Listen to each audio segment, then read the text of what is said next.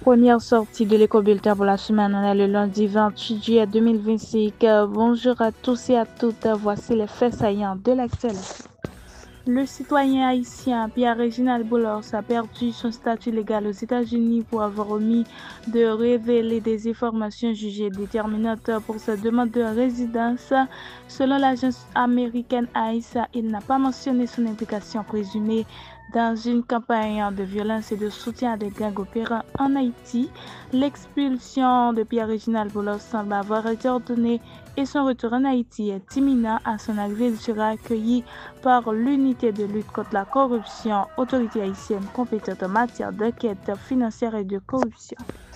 Dans une lettre ouverte adressée à Marco Rubio, actuel secrétaire d'État des États-Unis, Jovenel Moïse exhorte les autorités américaines à prendre des mesures contre ce qu'il qualifie d'oligarques haïtiens installés sur le territoire américain qu'il accuse d'avoir joué un rôle central dans l'assassinat du président Jovenel Moïse, son père, survenu le 7 juillet 2021.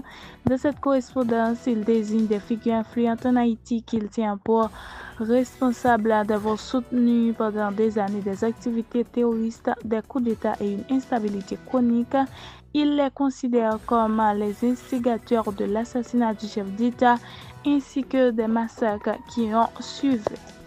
La tentative de départ vers les États-Unis de Maître André Michel a été stoppée à l'aéroport international du Cap-Haïtien le samedi 26 juillet. Le leader du Parti démocratique et populaire s'apprêtait à embarquer sur un vol de Sunrise Airways lorsqu'il a été informé de son inéligibilité au voyage selon des agents sur place. Maître Michel de le militantisme radical a marqué les années du régime de l'ancien président Jovenel Moïse n'a pas encore réagi publiquement. Des proches tentent d'établir s'il s'agit d'un acte isolé ou d'un signal politique plus vaste visant certains profils perçus comme controversés par les partenaires étrangers. Le ministère de la Justice et de la Sécurité publique a officialisé un protocole strict encadrant le traitement des Haïtiens expulsés vers leur pays pour des motifs liés à la criminalité transnationale. Ce document signé par le ministre Patrick Pellissier stipule que toute personne concernée sera immédiatement remise au commissaire du gouvernement dès son arrivée sur le territoire. Ce protocole sera appliqué sans distinction, y compris dans le cas de personnalités publiques. L'exemple de Pierre-Réginald Boulos est cité par les autorités américaines qui évoquent une perte de son statut légal aux États-Unis. L'examen écrit s'est tenu dans plusieurs centres à travers le pays, réunissant 13 600 jeunes hommes et femmes déterminés à intégrer la police nationale d'Haïti. Cette épreuve constitue la première phase du processus de sélection pour la 35e promotion de l'institution policière. Le porte-parole adjoint de la PNH, Lionel Lazare, a qualifié cette étape de réussite totale, soulignant la mobilisation et le bon déroulement de l'épreuve. Selon lui, cette phase marque une avancée significative dans le processus de recrutement.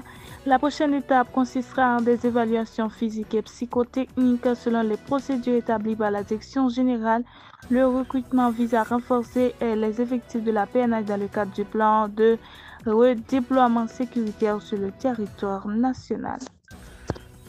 Le samedi 26 juillet 2025 marque 2 ans que le général Abdourahmane Tinani est condamné du Niger après avoir renversé le président Mohamed Bazoum. Pour célébrer ses 2 ans au pouvoir, le général Tiani s'est adressé le soir du 25 juillet à ses concitoyens dans un message en radio-télévisé comme à son habitude. Il a accusé les forces néocoloniales d'entraver le développement de son pays souverain. Mesdames, Messieurs, c'est la fin de ce bulletin d'information. Merci de l'avoir suivi. Pour vous la présenter, c'était Dieu la Philogène.